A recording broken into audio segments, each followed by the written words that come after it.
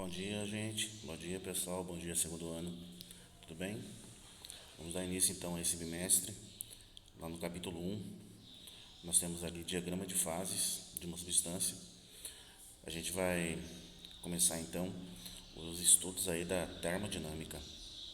Então a gente vai falar um pouquinho sobre o diagrama de fases, que é a primeira parte aqui. Vou fazer um vídeo bem curtinho, né, para não pesar muito, né? Então vamos lá, na página 3 da apostila de vocês, fala aí, diagrama de fases de uma substância.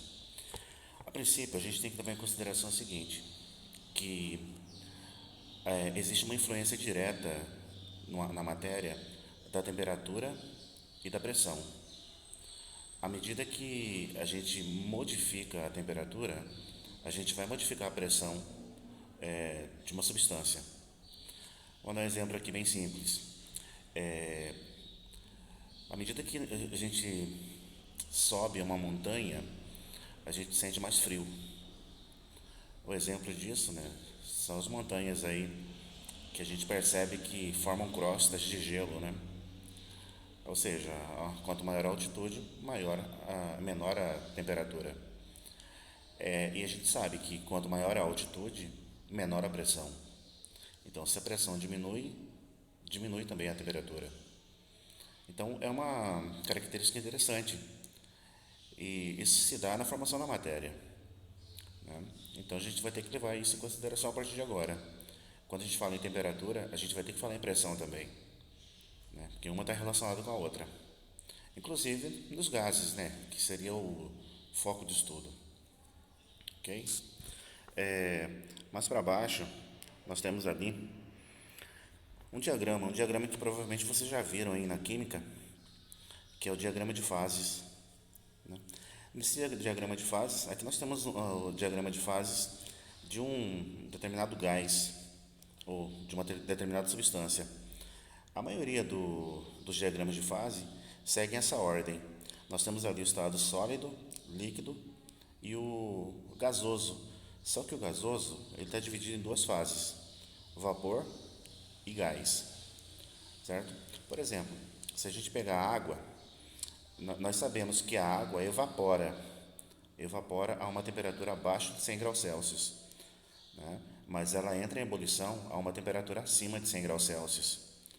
A água evapora por conta da pressão, certo? E a água entra em ebulição por conta da temperatura. Então, acima de 100 graus Celsius não existe temperatura para a água. A água chega só a 100 graus Celsius, né? Ou seja, acima de 100, ou seja, 101, por exemplo, nós temos aí a ebulição da água. Isso acontece também com outras substâncias, né? Nós temos aí vários tipos de substâncias que se encontram no estado sólido, líquido e gasoso, né? Por exemplo, vamos pegar aqui o gelo seco. O gelo seco, na verdade, é o gás carbono congelado.